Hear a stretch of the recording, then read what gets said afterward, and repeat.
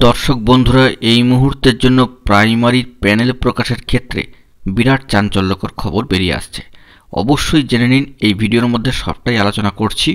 গুরুত্বপূর্ণ ভিডিওটিকে অবশ্যই শেষ পর্যন্ত দেখে নেবেন এবং যারা চ্যানেলটিকে এখনও সাবস্ক্রাইব করেননি সাবস্ক্রাইব করে নেবেন। চলুন আমরা শুরু করি প্রাইমারি থেকে যে ব্রেকিং নিউজটি উঠে আসছে সেই বিষয়ে। বন্ধুরা, বছরের শুরুতেই প্রাথমিক থেকে একেবারে ব্রেকিং নিউজ। 42,949 প্রাথমিক শিক্ষক নিয়োগের প্যানেল 10 দিনের মধ্যে প্রকাশ করতে হবে, এরকমই নির্দেশ দিলেন মহামান্য কলকাতা হাইকোর্টের সম্মানীয় বিচারপতি অভিজিৎ গঙ্গোপাধ্যায় মহাশয়। আর যদি আগেই তা প্রকাশিত হয়ে থাকে সেক্ষেত্রে তার হার্ড কপিও জমা দিতে হবে সম্মানীয় বিচারপতি গঙ্গোপাধ্যায়ের এজলাসে। এরকমই একটি খবর একেবারে সামাজিক গণমাধ্যমে উঠে এসেছে। আজ বুধবার, আজ কিন্তু 3 তারিখ, অর্থাৎ নতুন বছর 2024 সালের একেবারে তৃতীয় দিন। আর আজকেই উঠে আসছে বড় খবর যে 2016 সালের প্রাথমিক শিক্ষক নিয়োগ সংক্রান্ত একটি মামলা শুনানি ছিল মহামান্য কলকাতা হাইকোর্টে। মামলাটি ওঠে সম্মানীয় বিচারপতি অভিজিৎ গঙ্গোপাধ্যায়ের বেঞ্চে। 2016 সালের টেটের প্যানেলে একাধিক বিতর্কে জড়িয়েছিল।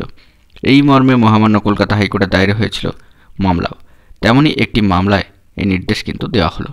সম্মানীয় বিচারপতি গঙ্গোপাধ্যায়ের নির্দেশ যে 42,949 অর্থাৎ প্রায় 43,000-এর কাছাকাছি প্রাথমিক শিক্ষক নিয়োগের প্যানেল আগামী 10 দিনের মধ্যে প্রকাশ করতে হবে প্রাথমিক শিক্ষা পর্ষদকে।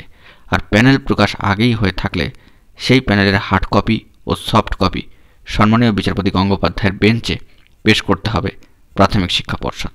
অত্যন্ত গুরুত্বপূর্ণ চাঞ্চল্যকর একটি খবর আপডেট উঠে আসলো আজকের দিনের জন্য। এই প্রসঙ্গে অবশ্যই উল্লেখ্য যে 2014 সালে যে প্রাথমিক টেট পরীক্ষা নেওয়া হয়েছিল সেই পরীক্ষার ভিত্তিতে 2016 সালে প্রাথমিক শিক্ষক নিয়োগ হয়েছিল।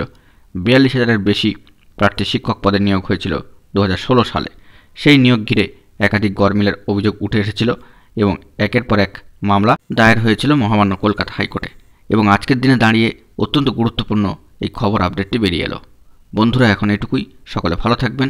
চ্যানেলটিকে অবশ্যই সাবস্ক্রাইব করে নিয়ে গুরুত্বপূর্ণ আপডেটগুলি পাওয়ার জন্য এখনই সঙ্গে থাকবেন। ধন্যবাদ।